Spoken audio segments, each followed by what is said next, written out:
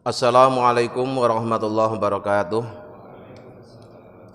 Bismillah, alhamdulillah, assalatu wassalamu ala rasulillah Sayyidina wa maulana Muhammad ibn Abdillah la nabiyya ba'dahu wa ala alihi wa man tabi'ah minad dunya ilal qiyamah.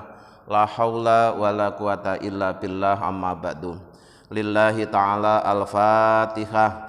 A'udzu billahi minasyaitonir rajim. Bismillahirrahmanirrahim. Alhamdulillahi rabbil alamin, ar-rahmanir rahim, maliki yaumiddin. Iyyaka na'budu wa iyyaka nasta'in. Ihdinas siratal mustaqim, siratal ladzina an'amta 'alaihim ghairil maghdubi 'alaihim waladdallin. Amin. Hadirin ma'asyiral muslimin hafizakumullah. Malam ini akan kami bacakan penjelasan tentang tingkatan khusyuk dan upaya untuk meraihnya. Khusyuk itu ada dua macam. Yang pertama yaitu khusyuk lahiriah. Khusyuk lahiriah adalah ketika seorang menjalani sholat, dia tidak mengucapkan ucapan di luar bacaan sholat, dan juga tidak melakukan gerakan di luar gerakan sholat. Yang demikian ini nurut lahiriah sudah dianggap sholat yang khusyuk. Jadi kalau kita sholat kemudian kita tidak berbicara di luar bacaan sholat, tidak banyak bergerak di luar gerakan sholat, itu sudah dianggap sholat khusyuk secara lahiriah. Adapun khusyuk secara batiniah atau khusyuknya hati, itu ada tiga tingkatan.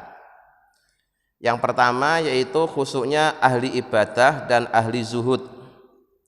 Mereka itu sholatnya bisa khusyuk karena takut dengan Allah, takut dengan ancamannya, takut dengan nerakanya. Kemudian dia susah karena teringat akan dosa-dosanya. Kemudian juga dia merasa hina di hadapan Allah, maka kemudian dia sholatnya menjadi khusyuk. Ini khusyuknya ubad dan zuhad, orang-orang yang ahli ibadah dan orang-orang yang ahli zuhud. Yang kedua yaitu khusyuknya muridin dan salikin, orang-orang yang telah berjalan menuju Allah. Mereka sholatnya khusyuk karena di dalam sholat itu dia menyaksikan sifat jalalnya Allah, ya, menyaksikan keagungan Allah, sehingga dia terkagum-kagum dengan kehebatan Allah, ya, maka dia merasa kecil di hadapan Allah. Dan ini khusyuknya muridin atau salikin. Jadi pas sholat yang dia ingat dan disaksikan adalah sifat-sifat keagungan Allah. Kemudian yang ketiga, ini yang paling tinggi kedudukannya adalah yaitu khusyuknya wasilin dan arifin, orang-orang yang telah sampai ke Allah, orang-orang yang telah benar-benar mengenal Allah. Mereka itu sholatnya khusyuk karena senang, gembira, bahagia. Mengapa? Karena ketika dia sholat dia menyaksikan sifat jamalnya Allah. Kalau muridin salikin itu yang diingat itu misalkan maha agungnya Allah, maha perkasanya Allah, maha memaksanya Allah dan seterusnya, atau maha menghukumnya Allah, itu namanya sifat-sifat keagungan Allah. Kalau wasilin ini kebalikannya, ketika dia sholat itu yang dilihat itu maha pengampunnya Allah, maha penyayangnya Allah, maha menerima tobat, maha mengampuni, ya, maha melindungi dan seterusnya. Pokoknya yang serba indah-indah, sehingga dia sholatnya khusyuk dan gembira, senang, bahagia, karena dia menyaksikan sifat jamalnya Allah. Kalau muridin salikin itu jalalnya Allah yang dia saksikan. Kalau wasilin itu sifat jamalnya Allah atau maha indahnya Allah. Kemudian sholat yang tidak khusyuk itu menurut para ulama tasawuf dianggap batal. Jadi bagi para sufi, khusyuk ini menjadi salah satu rukun sholat. Sehingga kalau sholatnya nggak khusyuk dianggap sholatnya tidak sah atau batal. Sementara menurut ulama fikih, sholat yang tidak khusyuk itu ya sah, tapi tidak diterima. Di sekedar menggugurkan kewajiban. Di sholat kalau tidak khusyuk itu sekedar menggugurkan kewajiban. Nurut ulama bisa jadi tidak diterima, nurut para sufi dianggap masih batal. Maka kita supaya sholat kita ini bernilaikan kebaikan, maka tuntunannya hendaklah sholat itu dikerjakan dengan berjamaah. Karena kalau sholat berjamaah tidak ada ruginya, ya. Kekurangan-kekurangan kita itu bisa ditutup karena kita melakukannya dengan berjamaah, dan Allah menyukai ibadah yang dilakukan dengan berjamaah. Maka pahalanya pun juga dilipat gandakan. Nah, kalau kita sholat sendirian itu kekurangannya, kesalahannya itu kelihatan sekali. Tapi begitu bareng-bareng menjadi tidak tampak. Walaupun Allah juga tahu, tapi dianggap tidak tampak. Kemudian seseorang tidak mendapatkan apa-apa dari sholatnya kecuali seukuran khusyuknya. Sehingga bisa jadi ketika seorang itu sholat, rokaatnya sama, durasinya sama, bacaannya sama, tapi ternyata nilai yang didapatkan dari Allah itu berbeda. Ada yang dapat 50, ada yang dapat 25, ada yang dapat 10, ada yang dapat 15. Di sholat isya-nya sama, waktunya sama, tempatnya sama, tapi nilai yang didapat dari Allah beda seukuran dengan khusyuknya masing-masing orang. Sekali lagi yang demikian ini berlaku untuk orang yang sholat sendirian, ya, yang sholat sendirian. Tapi jika dia melakukannya dengan berjamaah, maka semuanya dapat nilai ya paling tidak 90 lah, ya, paling tidak 90. Kenapa? Ini berulang-ulang kami sampaikan bahwa ketika sholat itu dikerjakan dengan berjamaah, Allah akan menilai itu pertama dilihat imamnya. Kalau imamnya khusyuk, makmumnya semuanya dianggap khusyuk. Semua yang berjamaah dianggap khusyuk. Kemudian kalau ternyata imamnya tidak khusyuk, tapi salah satu dari makmumnya ada yang khusyuk, maka jamaah itu semuanya dianggap khusyuk karena ada satu orang yang khusyuk. Sekarang kalau imamnya enggak khusyuk, makmumnya juga enggak khusyuk, tapi mau berjamaah, masih dapat juga nilai yang baik. Maka kita yang menyadari akan kekurangan kita dalam khusyuk di dalam sholat, maka hendaklah sholat kita ini, ya terutama sholat 5 waktu itu dikerjakan dengan berjamaah. Kemudian upaya yang bisa menolong seseorang untuk bisa khusyuk itu ada 3. Pertama yaitu az-zuhdu fid dunya, mengeluarkan dunia dari hatinya. Jadi dunia itu jangan dibawa di dalam sholat. Ketika seseorang menghadap Allah, itu jangan sambil bawa barang-barang, nggak sopan. Ya. Yang kemarin saya contohkan, kalau misalkan dia seorang pedagang bakso terus dipanggil Pak Presiden untuk menghadap ke istana, ya harusnya rombong baksonya jangan dibawa, gerobaknya harus ditinggal, orangnya saja yang menghadap presiden di istana. Nah, mentang-mentang tukang bakso dipanggil presiden ke istana terus gerobak baksonya dibawa masuk, ya nggak sopan, pasti nggak boleh masuk malahan. Ya. Kita sholat itu kan menghadap Allah, ya. Maka sungguh tidak elok, tidak sopan kalau kemudian kita menghadap Allah sambil membawa segala yang kita cintai selain Allah, yaitu para dunia dan seisinya tadi itu. Maka sebelum sholat, ya, sambil menata niat, itu hendaknya seluruh urusan dunia kita lepas dulu, kita keluarkan dulu dari hati kita titipkan ke Allah, baru kita sholat dalam keadaan kosong tanpa beban dunia. Kemudian nanti habis sholat bisa diambil lagi, tapi pas sholat usahakan dilepas semua. Kalau kita bisa seperti itu, maka sholatnya akan khusyuk. Para sufi memberi gambaran tentang hubud dunia, tentang dunia, itu dengan perumpamaan-perumpamaan yang sangat ekstrim. Ya. Pertama, dia menganggap dunia itu sebagai anak perempuannya iblis. Ya. Dunia itu dianggap sebagai anak perempuannya iblis. Sehingga kalau kita memelihara anak perempuannya iblis, nanti bapaknya datang, ibunya datang, pamannya datang, kakek neneknya datang. Kenapa? Karena kita miara anaknya, miara cucunya. Supaya mereka tidak datang gimana? Ya jangan miara cucunya.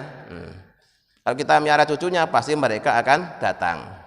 Itu perumpamaan yang pertama. Yang kedua, misalnya kita ini punya taman bunga. Kemudian di tengah taman itu ada pohon yang rindang, banyak cabang dan rantingnya, daunnya juga indah.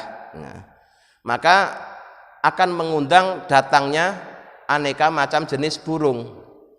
Nah, karena di situ ada pohon yang rindang, ya, maka mengundang datangnya beberapa aneka jenis burung. Nah, suara burung itu nanti akan mengganggu kita. Di ketenangan, kenyamanan di dalam taman itu menjadi terganggu karena banyaknya suara yang macam-macam yang ada di pohon itu. Nah, kalau kita mengusir burung dengan cara kita lempar, ya memang burung itu seketika pergi, tapi nanti datang lagi. Ya, lempar lagi, pergi, datang lagi. Begitu seterusnya, kita capek. Supaya nggak capek gimana? Tebang aja pohonnya. Tebang aja pohonnya. Begitu pohonnya ditebang, pasti burungnya sudah tidak bakal datang lagi. Itu para sufi mengajarkan kita seperti itu. Di dunia itu ibaratnya pohon. Kalau itu masih ada di tengah hati kita, akan mengundang aneka macam persoalan yang digambarkan seperti burung tadi itu. Jadi selama di hati kita masih ada pohon dunia, ya pasti akan mengundang datangnya aneka macam jenis gangguan dan persoalan yang digambarkan seperti burung. Nggak mungkin kita ada pohon tapi kemudian burungnya nggak ada, nggak mungkin.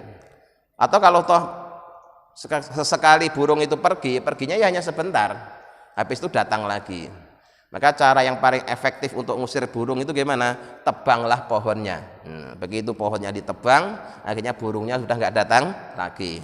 Begitu dunianya sudah dikeluarkan dari hati kita, maka segala macam godaan yang terkait dengan dunia sudah tidak datang lagi. Itu cara, ya, yang dianjurkan dan diajarkan oleh para sufi agar sholat kita khusyuk, yaitu kita harus az-zuhdu fid dunya. Zuhud di dunia dalam arti mengeluarkan rasa cinta terhadap dunia dari hati kita. Itu dilakukan sebelum sholat. Ya, sehingga pas sholat dalam kondisi kosong, hati kita hanya untuk mengingat dan memandang Allah, bukan untuk memikirkan urusan dunia, karena urusan dunia sudah kita pikirkan di luar sholat.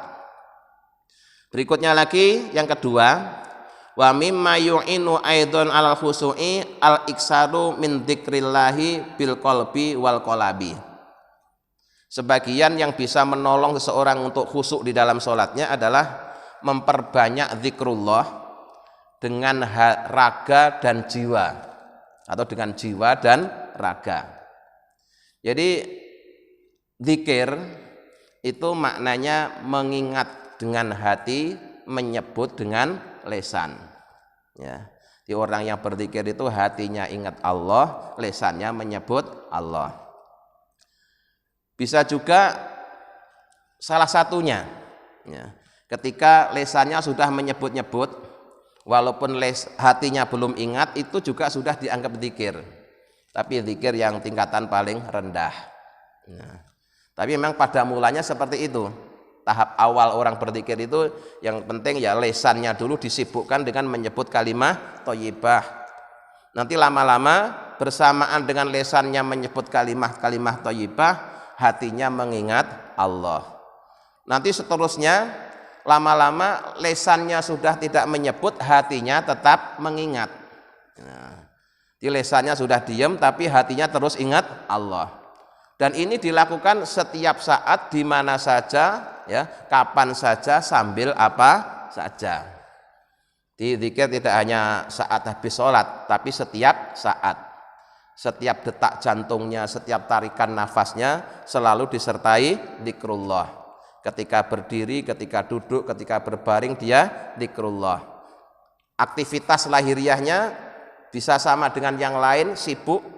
Yang petani ya sibuk bercocok tanam, yang pedagang sibuk berjual beli, yang guru juga sibuk mengajar, tapi hatinya selalu mengingat Allah. Dan itu bisa Pak, kalau kita mau latihan. Nah, nanti lama-lama yang zikir itu bukan hanya hati kita Pak, tapi seluruh organ tubuh kita. Kulit kita zikir, daging kita zikir, ya, darah kita zikir, rambut kita zikir, tulang kita zikir, semuanya zikir. Ya. Dan itu sudah banyak bukti para walinya Allah, karena seluruh jiwa raganya telah berzikir. Suatu saat ketika dia sedang lewat di jalan, dia kena lemparan batu itu kepalanya itu, mengucurlah darah. Maka darah yang menetes itu juga membentuk kalimat Allah. Itu menunjukkan bahwa darah pun juga berzikir. Nah, kalau kita sudah terbiasa berzikir, memperbanyak zikir, di perintahnya dalam Al-Quran itu memang zikron kasiro, zikirlah sebanyak-banyaknya zikir. Artinya tidak dibatasi oleh hitungan. Walaupun bagi kita tahapan awal ya memang melalui hitungan dulu supaya disiplin. Nanti lama-lama zikir itu sudah tidak dibatasi lagi dengan hitungan, ya sebanyak-banyaknya. Syukur-syukur sebanyak tarikan nafas atau sebanyak detak jantung. Itu baru namanya zikron kasiro. Nah, kalau orang zikirnya sudah seperti itu, ketika sholat ya pasti khusyuk. Nah, yang ketiga wa itmanut thaharati. Kemudian cara ketiga yang bisa menolong seorang untuk khusyuk di dalam sholat adalah senantiasa menjaga wudhu, selalu punya wudhu. Jadi begitu wudhunya batal, wudhu lagi. Nanti beraktivitas seperti biasa, batal, wudhu lagi, gitu. Itu namanya orang yang daimul wudhu, orang yang selalu memiliki wudhu. Dan ini bila kita bisa mengamalkan Pak, itu manfaatnya besar sekali, ya. Kalau seorang itu selalu punya wudhu, itu akan dijaga oleh Allah, dijaga dari segala mara bahaya, baik bahaya dunia maupun bahaya akhirat, baik bahaya yang tampak maupun bahaya yang tidak tampak. Bahkan seorang ibu kalau dia sedang masak kemudian dalam kondisi punya wudhu, maka hasil masakannya akan menjadi obat yang sangat mujarab untuk terapi keluarga, ya. Jadi ada cara mudah, ya, kalau kita mau, tapi sangat efektif manfaatnya, yaitu senantiasa memiliki wudhu. Setiap kali batal segera berwudhu, setiap kali batal segera berwudhu. Itu juga akan membantu kekhusyuan kita dalam sholat. Kenapa? Li'anna dhahira lahu ta'alluqun bil batin. Karena lahiriah kita itu punya hubungan dengan batin kita, ya. Idza tahura hadza tahura hadza. Kalau lahiriahnya suci, dalamnya juga suci. Kalau lahiriahnya kotor, dalamnya juga kotor. Nah, maka ngaji yang paling efektif itu ngaji yang dilakukan setelah sholat Pak, ya. Kenapa? Karena kalau dilihat ya, kita tadi itu sudah punya wudhu, terus sholat, zikir, kemudian ngaji. Itu kondisi yang terbaik yang ada pada diri kita, karena benar-benar secara lahiriah juga punya wudhu, habis sholat, habis mohon ampun kepada Allah, baru kemudian mengaji atau menerima ilmu yang dilimpahkan oleh Allah Subhanahu wa Ta'ala melalui seorang guru. Jadi ngaji yang paling efektif itu sesungguhnya adalah ngaji yang dilakukan setelah sholat. Nah, jadi lahiriah itu punya hubungan yang erat dengan batiniah. Kalau lahiriahnya suci, batinnya juga suci. Kemudian tsumma dzukira nataiju sholati wa samratuha. Berikut ini akan dijelaskan tentang buahnya sholat, ya, buahnya sholat. Wa marji'uha ila sitin. Buahnya sholat atau tempat kembalinya sholat itu ada 6. Kullu wahidatin tusilu ilama ba'daha. 6 ini antara yang satu dengan yang lain itu selalu terkait. Ketika kita berhasil ya meraih yang satu, maka yang satu itu kan mengantar ke yang kedua. Ketika kita sudah berhasil mendapatkan yang kedua itu akan mengantarkan ke yang ketiga, yang keempat, yang kelima sampai yang keenam gitu. Jadi 1 sampai 6 itu selalu terkait. Yang demikian ini sebagaimana difirmankan Allah dalam Al-Qur'an, wa anna ila rabbika muntaha, wa anna ila rabbikal muntaha. Dan sesungguhnya kepada Tuhanmu lah segala urusan akan selesai.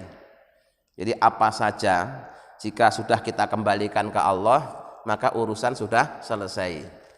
Maka ketika kita punya persoalan apa saja, kalau tetap kita pegang, kita masukkan dalam hati, ya akan ngerepotin kita, akan membebani kita. Tapi ketika itu kita serahkan ke Allah, maka menjadi ringan. Dan yakinlah kalau kita benar-benar berserah diri kepada Allah, ya nanti akan diurus oleh Allah. Tapi kalau kita sendiri ketika pasrah itu tidak yakin, ya Allah menolongnya ya asal-asalan gitu. Kita sendiri pasrahnya asal-asalan. Tapi kalau pasrahnya benar-benar, Allah juga akan mengurusnya secara benar-benar. Fa asara ilal ula biqaulihi as-salatu mutahhiratun lil qulubi. Buahnya salat yang pertama adalah mensucikan hati. Ya. Nanti ada 6. Nah, 1 dari 6 itu adalah mensucikan hati. Inna maka nati sholatu tahiratan lil qulubi minal masawi wal uyubi lima fiha minal khudu'i. Keberadaan sholat bisa mensucikan hati dari segala keburukan dan kehinaan, karena di dalam sholat itu terdapat rasa rendah hati, ya, rendah hati, wal inkisari dan susah di hadapan Allah, susah karena menahan rindu dengan Allah, wadhuli dan hina, wal iftikori dan merasa selalu butuh kepada Allah, watadalluli dan lemah tidak berdaya, wal itirori dan selalu bergantung kepada Allah. Itu semuanya ada di dalam sholat. Nah, maka ketika orang sholat dengan sungguh-sungguh, maka sholatnya itu akan membersihkan hatinya dari sifat-sifat tercela dan dari hal-hal yang hina. Fa idza khada'al qalbu li haibatil jalali tahura min sairil ilali. Ketika hati seorang hamba itu suci, ketika hati seorang hamba itu rendah hati di hadapan keagungan Allah, maka hati itu akan suci dari segala jenis penyakit. Ya. Li'anna tolabal ulwi warrif'ati huwa asul ilali. Karena sesungguhnya menginginkan ketinggian kedudukan itu merupakan induk dari segala penyakit hati. Jadi maksiatnya ahli ibadah itu adalah ujub, Mbak. Ya. Ketika seseorang sudah tekun menjalani ibadah sholat, istiqomah jamaah, itu kita tetap harus waspada. Kenapa? Karena ada maksiat yang muncul setelah seseorang itu tekun ibadah. Apa maksiatnya? Maksiatnya ujub, yaitu bangga diri. Bangga diri, merasa paling khusyuk, merasa paling soleh, merasa paling alim. Itu penyakitnya orang yang sudah tekun ibadah, ya, sudah istiqomah ibadah. Nah, terus nanti kalau ketemu dengan yang belum jemaah, kita merasa kedudukan kita lebih tinggi daripada dia. Nah, itu bahayanya yang muncul setelah orang tekun ibadah. Jadi ketika seorang sudah tekun ibadah, sudah istiqomah jamaah pun tetap ada sesuatu yang berbahaya, yaitu ketika dia tidak waspada kemudian akan muncul sifat ujub, riya, kemudian nanti naik lagi menjadi takabur, terus ngeremehin orang lain. Nah, ini yang perlu diwaspadai, ya.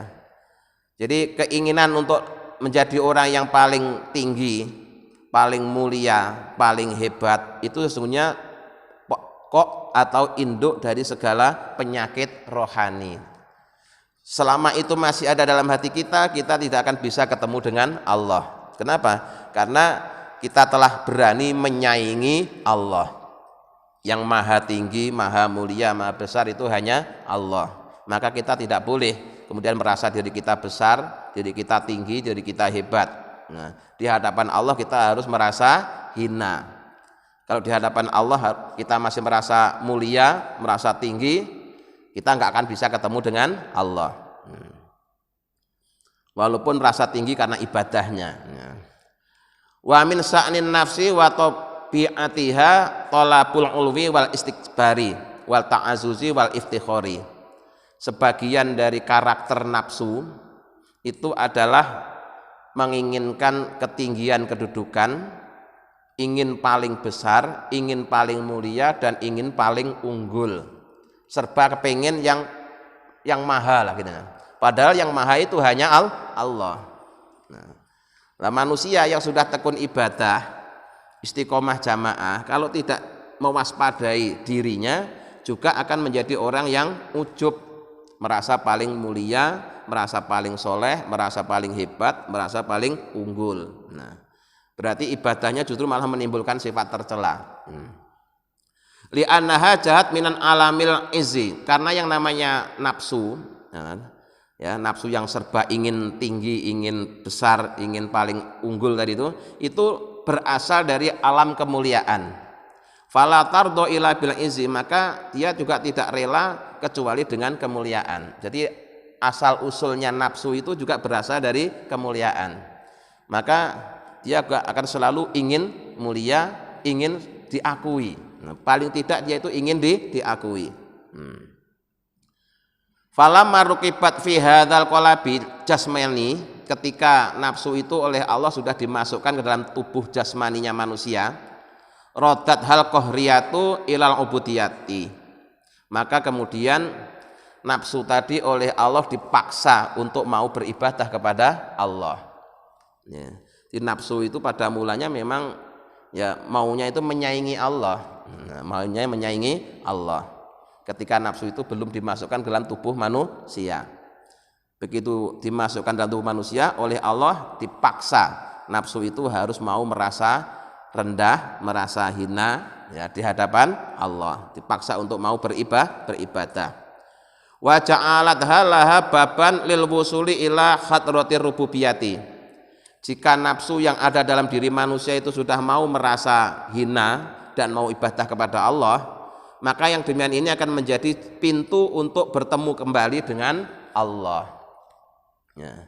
Jadi kalau nafsu itu kepingin ketemu lagi dengan Allah, dia harus mau ibadah kepada Allah, mau tunduk kepada Allah, tidak boleh menyaingi kebesaran dan ketinggian Allah. Fala yutma'u laha firruju ila asliha ila bin kisariha wa dhilliha. Dan nafsu itu tidak akan bisa kembali ke Allah kecuali jika nafsu itu mau merasa hina di hadapan Allah. Kalau nafsu itu masih merasa mulia di hadapan Allah, dia tidak bakalan ditemui oleh Allah, karena Allah tidak mau disaingi oleh makhluknya.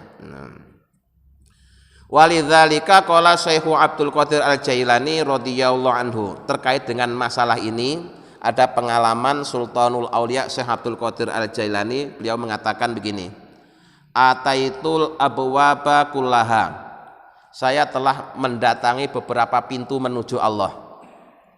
Atau dengan kata lain yang sederhana, saya telah mendatangi beberapa pintu menuju jadi walinya Allah. Ada pintu syukur, ada pintu sabar, ada pintu ridho, ya. Ada pintu macam-macam lah, dermawan, ada pintu zuhud. Semuanya oleh Syekh Abdul Qadir Al-Jailani pernah didatangi pintu untuk menuju Allah. Tapi apa yang terjadi? Fawajatu 'alaiha istihaman. Ternyata semua pintu tadi telah penuh sesak.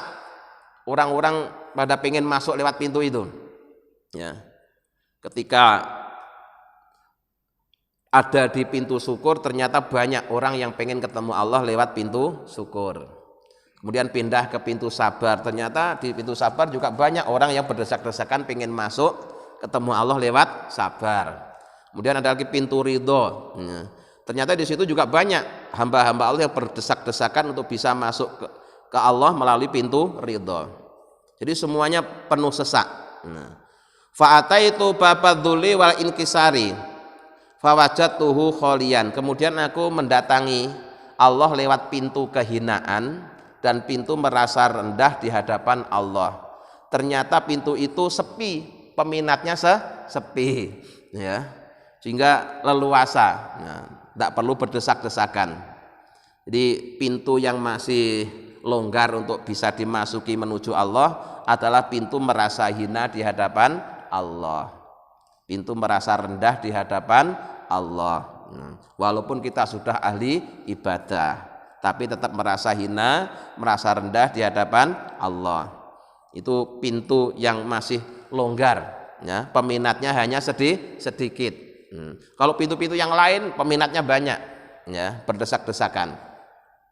Fatakhaltu minhu, maka aku, kata Syekh Abdul Qadir Jailani, masuk lewat pintu itu, pintu kehinaan dan pintu rendah hati di hadapan Allah.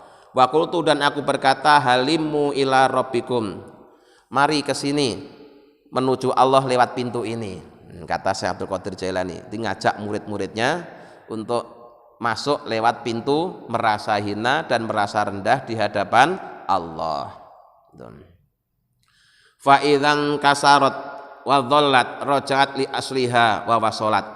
Ketika nafsu seseorang telah merasa rendah, merasa hina, maka dia akan bisa kembali ke aslinya dan bisa ketemu lagi dengan Allah. Sebaliknya, wa idza ta'azzazat wastakbarat hujibat wa taradat. Kalau seseorang itu masih merasa mulia, merasa besar, maka perasaan dia itu yang merasa besar dan merasa mulia itu akan menghalangi dia untuk bisa bertemu dengan Allah. Kalau dia mau menghadap Allah, oleh Allah ditolak. Ditolak. Fa idza taradat ba'udat, kalau dia sudah ditolak untuk menghadap Allah, dia akan jauh dari Allah. Wa kullama ba'udat anil khadratir rabbaniyati istahkamat fiha as-sahwatul jasmaniyatu. Kalau seorang itu sudah jauh dari Allah, maka syahwat jasmaninya akan semakin kuat, ya, dorongan keburukannya akan semakin gencar, sehingga orang itu dikuasai oleh nafsunya, dikuasai oleh sifat-sifat buruk yang ada pada dirinya. Wal akhlaqu syaitoniyatu, dan akhlak-akhlak setan, bentuknya manusia tapi akhlaknya akhlak setan. Kenapa? Karena dia jauh dari Allah. Fattasofat hina idzin bikulli khuluqin daniyin. Akhirnya orang itu memiliki sifat dengan sifat-sifat yang rendah, sifat-sifat yang hina, ya. Wa ba'udat min kulli khuluqin saniyin, dan dia akan jauh dari akhlak-akhlak yang terpuji, karena dia masih memiliki sifat sombong atau ujub. Jadi itu induk, ya, induk sifat tercela yang menjadikan seorang ditolak oleh Allah, ketika dalam hatinya masih ada rasa ujub atau rasa takabur. Makanya ketika kita sholat, Pak, bacaan yang paling banyak kita ulang-ulang itu adalah bacaan takbir, ya. Kita memulai sholat dengan bacaan takbir. Nanti setiap ganti gerakan kita juga baca takbir. Ini maknanya adalah takbir itu mengakui keagungan Allah. Lawannya takbir adalah takabur, merasa besar. Maka seseorang yang sudah takbir itu harusnya sudah terbebas dari takabur. Kenapa? Karena kita sudah mengakui yang agung hanya Allah, yang besar hanya Allah. Berarti selain Allah semuanya kecil. Saya kecil, ilmu saya kecil, ibadah saya kecil, jabatan saya kecil, kekayaan saya kecil, semuanya kecil. Kenapa? Karena yang besar hanya Allah. Harusnya begitu. Harusnya begitu, ya. Nah, cuma sayangnya karena kita kurang memahami dan meresapi makna takbir di dalam sholat. Kita sudah berulang kali bertakbir tapi sekaligus mentakbirkan dirinya sendiri, sekaligus mengagungkan dirinya sendiri. Akhirnya kita malah tanpa sadar kita menjadi orang-orang yang menyaingi kebesaran Allah. Lesannya ngomong Allah Maha Besar tapi hatinya juga saya juga besar. Allah Maha Besar, saya juga besar. Allah Maha Mulia, saya juga mulia. Jadi gitu. Berarti nyaingin Allah. Nah, maka mari ya, sedikit demi sedikit kita resapi makna takbir, bahwa ketika kita sudah bertakbir maka harusnya kita sudah menjauhkan diri dari sifat takabur, karena takbir itu lawan dari takabur ya. Takbir itu mengakui keagungan Allah, kalau takabur itu merasa dirinya besar. Mudah-mudahan dengan bimbingan Allah kita bisa memahami dan mengamalkannya. Amin ya rabbal alamin. Allahumma sholli ala sayyidina Muhammad wa sallam alhamdulillahi rabbil alamin. Allahumma inna nas'aluka imanan da'ima yaqinan shadiqa wa qalban khashiyan lisanan dzakiran wa rizqan halalan wa ilman nafi'an wa ladan sholihan. Rabbana atina fid dunya hasanah wa fil akhirati hasanah wa qina adzabannar. Subhana rabbika rabbil izzati amma yasifun wa salamun alal mursalin walhamdulillahi rabbil alamin. Assalamualaikum warahmatullahi wabarakatuh.